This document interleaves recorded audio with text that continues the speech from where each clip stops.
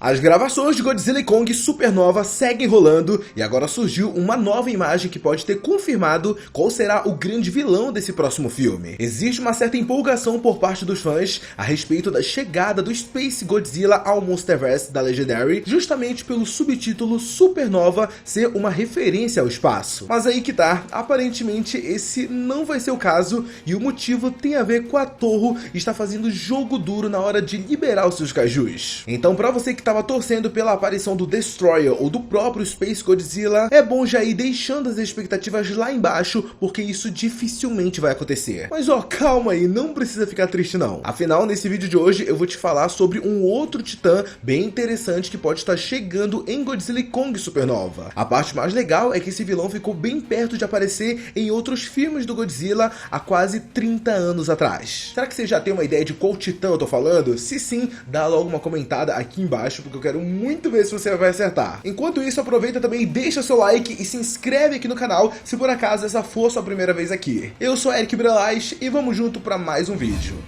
Desde que confirmaram que o próximo filme do Monstroverso se chamará Godzilla e Kong Supernova, os fãs não pararam de teorizar sobre quem será o próximo grande vilão dessa sequência. Como esse título possui uma referência bem clara ao espaço, o palpite mais óbvio seria a chegada do Space Godzilla. Afinal, estamos falando de um dos vilões mais icônicos que o Gojira já teve, e o fato dele ter espaço no próprio nome já colocava ele como favorito para estrear nesse filme. É bem verdade que também existia um outro detalhe presente lá no teaser de Godzilla e Kong Supernova que apontava para um outro vilão conhecido como Gigan. Na época eu até me lembro que eu fiz um vídeo sobre isso aqui no canal, falando sobre esse brilho que surge atrás do título do teaser, que lembra muito aquele visor laser do Gigan. E ó, eu confesso para vocês que eu adoraria que o Gigan tivesse presente nesse novo filme, que ele realmente fosse de fato o próximo vilão, porque ele é um personagem que eu gosto muito e o visual dele é maneiraço. Só que eu sinto informar aqui para vocês que aparentemente a probabilidade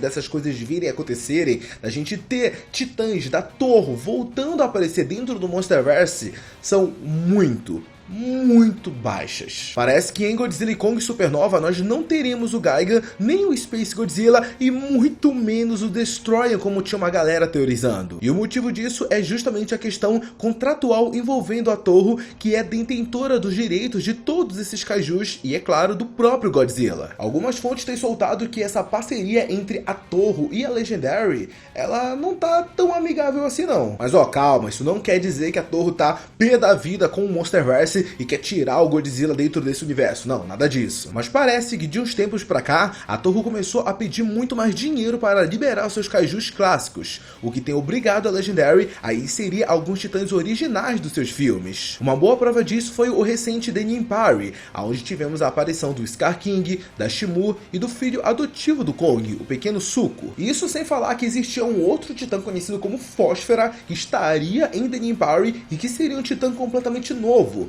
E lembra da Mothra, que estava lá presente e tudo mais, foi responsável por acalmar tanto o Godzilla como o Kong na hora da briga? Pois é, a Fósfera teria esse mesmo papel. O papel que a Mothra teve seria dessa tal Fósfera. Pois é, isso aí, pra você que não estava sabendo, a Rainha dos Titãs só foi conseguir entrar no filme aos 45 do segundo tempo. E o motivo seria justamente essa questão contratual entre a Toho e a Legendary, aonde o estúdio japonês começou a cobrar mais caro para liberar seus kaijus. Só que no caso da Mothra, a Legendary percebeu que, olha, é melhor a gente pagar realmente isso aqui pra Toho, porque a galera não tava gostando dessa tal Fósfera. Teve algumas sessões testes e a galera odiou essa titã. Então pagar um pouquinho mais pra ter a Mothra deu muito mais certo. E tá, vamos lá, galera. Agora tá na hora de dar um pouquinho das minhas opiniões sobre isso, né? Afinal, cara, realmente é um pouco triste isso, né? É um pouco triste essa situação da gente que é fã. A gente gostaria muito de ver esses titãs clássicos de volta, vindo a aparecer. Só que, por outro lado, eu também entendo um pouquinho esse lado da Toho. Principalmente agora que eles estão voltando a investir em seus próprios filmes do Godzilla. Então não faz sentido eles ficarem liberando todos os kaijus para a Legendary. Depois do sucesso que Manozone foi, talvez a Toho tenha percebido que hoje em dia pode ser mais lucrativo para eles desenvolverem a sua própria franquia em torno do Godzilla do que apenas vender o licenciamento dos titãs para Hollywood. Com isso, então, a gente já pode descartar a presença tanto do Space Godzilla como do Destroyer dentro do Monsterverse. A não ser, claro, que acabe rolando alguma reviravolta nos bastidores, assim como rolou no caso da Mothra. totalmente impossível, não é não? E não, eu não tô falando isso da boca para fora. Parece que um novo titã está realmente confirmado para ser introduzido em Godzilla Kong Supernova. E uma foto de partidores pode ter deixado escapar que criatura seria essa. A imagem veio através de um story no Instagram publicado pelo diretor de fotografia do filme. Nela podemos ver o cameraman em Utah, onde estão acontecendo boa parte das gravações de Godzilla Kong Supernova. Eu sei, você deve estar se perguntando como uma simples foto pode estar revelando a presença do novo vilão dentro do filme, como assim? Acontece que se a gente der uma boa olhada na câmera desse cara, dá pra ver que ele possui um emblema vermelho que mostra um tipo de criatura quadrúpede com asas. O interessante é que se pegarmos essa silhueta que aparece no emblema, lembra muito a aparência de um grifo, que é uma criatura mitológica bastante conhecida. Mas não só isso, esse visual também lembra bastante o titã que apareceria em um filme americano do Godzilla de 1996, que acabou sendo descartado. Alguns anos depois, eles até chegaram a lançar o filme do Lagartão, só que com uma história completamente diferente, que focava muito mais no Godzilla destruindo a cidade. Se é que a gente pode chamar aquilo de Godzilla, né? Porque, pelo amor de Deus, o negócio é bizarro mesmo. De qualquer forma, existem dados concretos que esse filme de 96 estava sendo produzido. Nele veríamos um titã alienígena chamado Grifo, que seria o grande adversário do Godzilla nessa história. A origem basicamente seria sobre ele ser uma arma biológica projetada por uma raça alienígena